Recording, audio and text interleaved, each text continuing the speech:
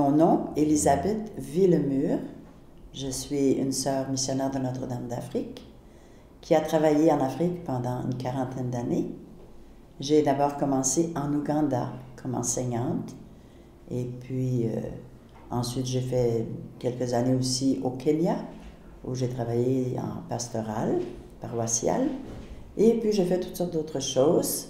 Par exemple, j'ai été dans une équipe de leadership pendant plusieurs années, ce qui m'a permis de voir beaucoup de pays en Afrique.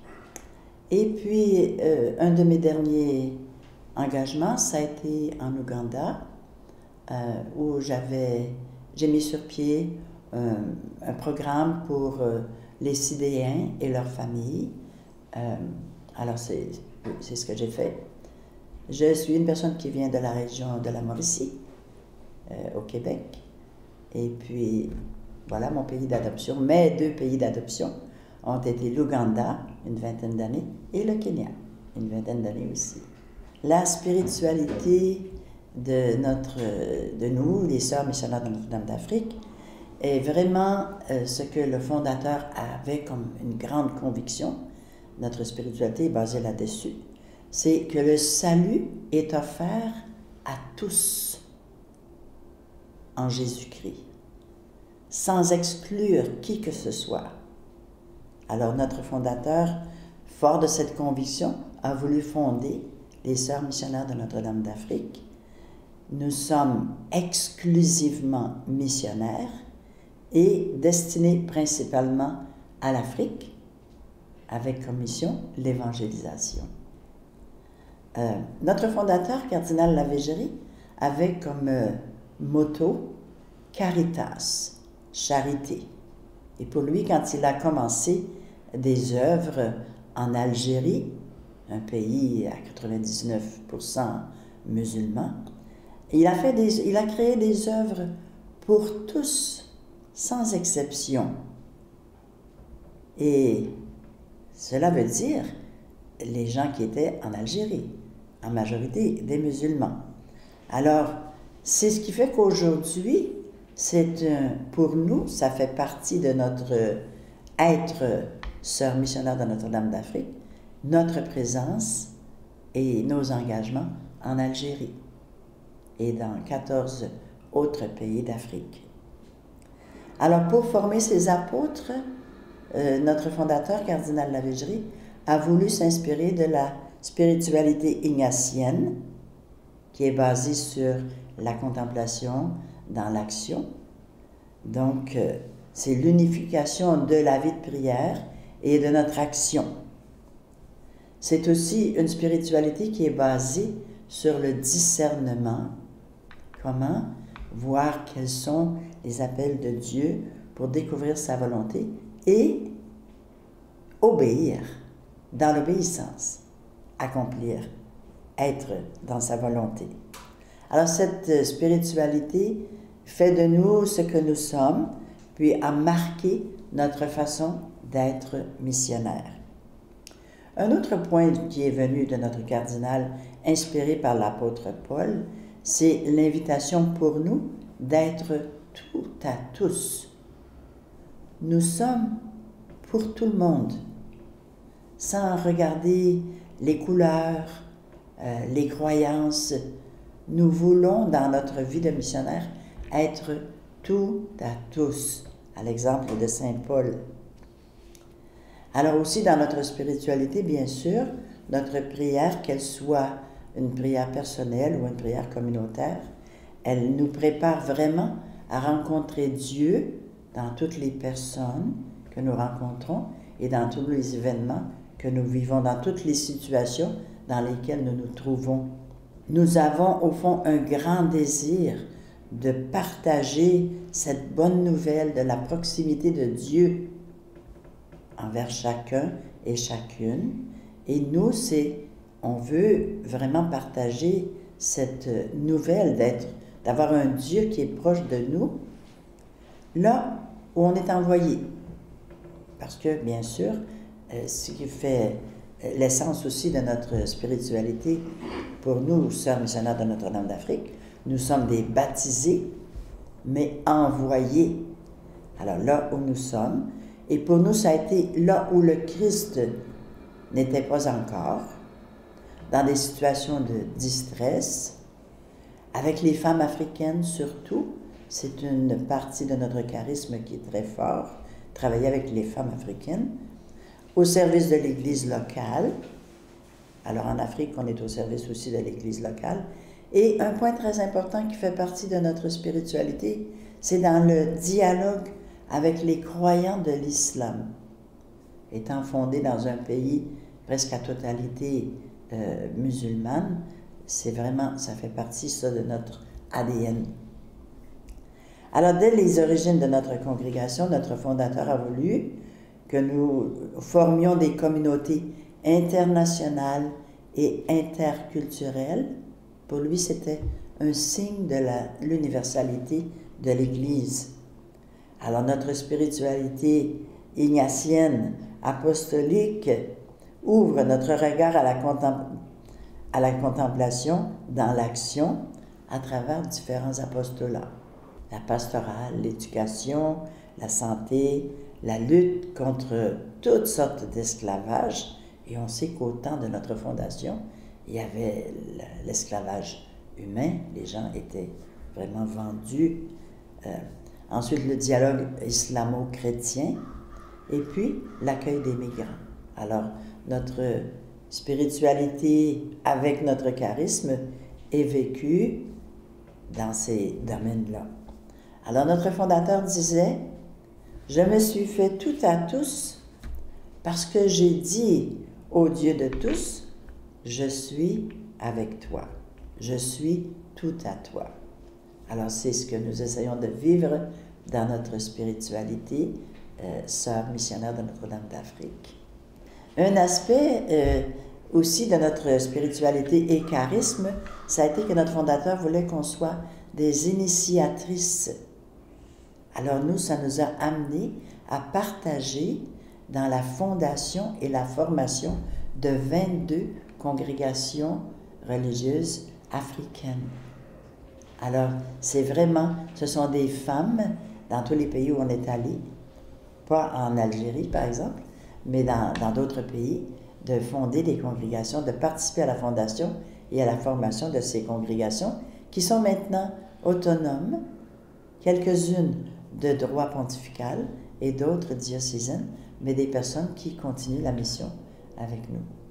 Le charisme ou la raison d'être de notre congrégation SMNDA, elle vient vraiment, c'est le fondement ça vient de la spiritualité de notre fondateur, cardinal Lavégerie, qui était vraiment convaincu que le salut était pour tous. Alors notre congrégation a été fondée par le cardinal Lavégerie en 1869. Il a voulu une congrégation de religieuses missionnaires unies entre elles et à la mission qui leur était confiée, mais par le lien de la consécration à Dieu des femmes religieuses, vouées à l'évangélisation des peuples africains et envoyées en communauté apostolique internationale. Et là-dessus, le cardinal était très sérieux d'avoir des communautés d'au moins 3, jamais moins de 3, et puis des communautés internationales, interculturelles. La manière dont nous exprimons notre charisme aujourd'hui ou notre raison d'être est la suivante. Et permettez-moi de vous la lire. Notre raison d'être, femme apôtre, consacrée et enracinée en Christ, saisie par le désir de Dieu pour le monde africain aujourd'hui. Nous sommes appelés à discerner ce désir de Dieu et à en vivre là où nous sommes. Reconnaissant la richesse, la potentialité et la diversité de ces peuples, et convaincu que l'Afrique a une importante contribution à apporter au monde, nous choisissons de participer à faire de ce désir une réalité. Cela nous fait vivre la rencontre, la réconciliation, l'engagement pour la justice, la paix et l'intégrité de la création dans nos communautés locales, internationales et interculturelles et dans la communauté globale. J'ai tout aimé dans notre Afrique. La mission, c'est toute ma vie, la mission. Mon expérience de mission, d'abord j'ai vécu plusieurs années en Afrique. J'ai été d'abord enseignante pendant une dizaine d'années en Ouganda. J'enseignais dans une école de filles, secondaire, puis dans un petit séminaire, donc des garçons du secondaire aussi. J'ai fait ça pendant une dizaine d'années. Ensuite, je suis allée au Kenya. J'ai travaillé en paroisse dans un bidonville de Nairobi, ce que j'ai apprécié beaucoup. Et puis, je suis retournée en Ouganda. Et là, j'ai été nommée régionale et puis ensuite provinciale. Alors, 9 années de service dans le leadership. Et puis, finalement, je suis aussi retournée une autre fois en Ouganda où j'ai fait du travail dans la formation de nos jeunes, donné des retraites. Et une dernière chose là, qui m'a beaucoup pris au cœur, c'est de travailler auprès des Sidéens et de leurs familles. En Afrique, en Ouganda, il y en avait beaucoup à ce moment-là. Voilà qu'en 2011, je viens au Canada en congé. Et puis, tout à coup, je reçois un appel du Conseil général, de la supérieure générale, me demandant si j'acceptais d'être la provinciale. Il y avait eu des consultations, et puis, bon, je savais très bien qu'en disant oui à ce service, c'était aussi de dire non à l'Afrique. Alors, j'ai, bien sûr, une pratique de discernement de par la spiritualité que nous avons, et j'ai bien réfléchi, et comme je ne voyais pas de raison de dire non, j'ai dit oui. Et je suis en service de leadership depuis ce temps-là. C'est une mission qui est très différente, et j'ai dû aller au chapitre de 2011 à Rome, et vraiment, j'ai vécu une expérience assez extraordinaire, quelque chose qu'on vivait aussi au niveau de la congrégation, mais que moi j'ai vécu personnellement très très fort. Et c'était ce passage de penser que j'étais une sœur missionnaire de Notre-Dame d'Afrique quand j'avais les 2 pieds en Afrique. Et voilà que maintenant, je me préparais à être en service dans mon pays d'origine pour des sœurs qui étaient au Canada, aux États-Unis, au Mexique. Mais je n'étais plus en Afrique. Pourtant, une sœur missionnaire de Notre-Dame d'Afrique. Et je dois vous dire que l'expérience du chapitre de 2011 pour moi a été un moment de grâce. La congrégation était en train de faire un grand passage. Et le passage de comprendre que la mission ne se limitait pas à un continent, mais bien à un service qu'on pouvait rendre à des gens. Et c'était aussi une réponse, la mission, c'est une réponse à un appel qui a été discerné dans la prière, un appel qui est une réponse aussi, une réponse à la volonté de Dieu.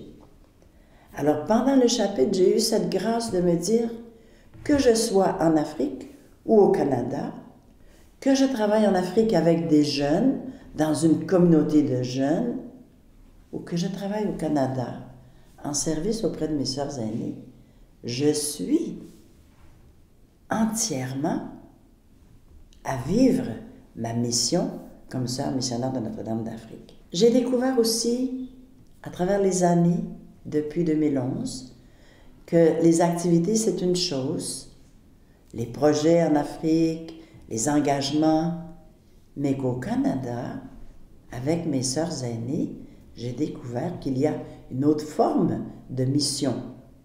Et comme ici au Canada, la plupart de nos sœurs sont des sœurs âgées, des sœurs aînées, des sœurs malades, j'ai découvert que la mission, c'est aussi cet appel du Seigneur à vivre mon vieillissement, les pertes, les diminutions, les souffrances, la prière, ça devient la mission. Alors aujourd'hui, quand je regarde mon service de leadership dans cette entité qui est l'Amérique, où nous avons des sœurs aux États-Unis et au Canada, je vois que nous avons des sœurs qui sont encore capables d'aller sur la place publique, d'aller pour des marches avec des causes très, très bonnes et très justes pour aujourd'hui, mais la majorité de nos sœurs sont des sœurs qui sont dans les infirmeries ou qui sont plus diminuées, et leur façon de vivre la mission, c'est d'accepter ça.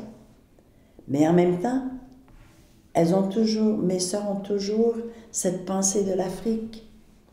On essaie aussi beaucoup de garder contact avec nos sœurs qui sont en Afrique pour ne pas perdre de vue cette réalité qui a été la nôtre pendant plusieurs années. Alors la mission aujourd'hui, c'est quoi? C'est vraiment d'être au service. Nous, on essaie toujours de faire des choix auprès des Africains, parce que c'est une de nos priorités. Ça a toujours été, puisqu'on a été fondé en Afrique et pour l'Afrique. Mais aujourd'hui, l'Afrique, elle est chez nous. Alors, c'est une façon, même dans nos infirmeries aujourd'hui, il y a beaucoup d'intervenants, de préposés qui viennent de pays différents, qui viennent de l'Afrique, qui viennent de l'Afrique du Nord même.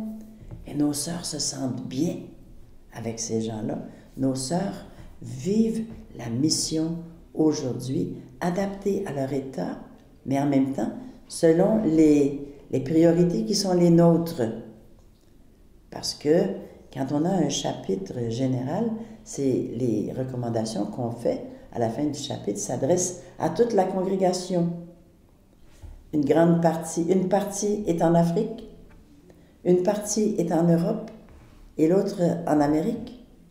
On a des sœurs qui sont dans 14 pays d'Afrique. On a des sœurs qui sont dans 9 pays d'Europe. Ici, on est au Canada et aux États-Unis. On était au Mexique, mais on vient de partir.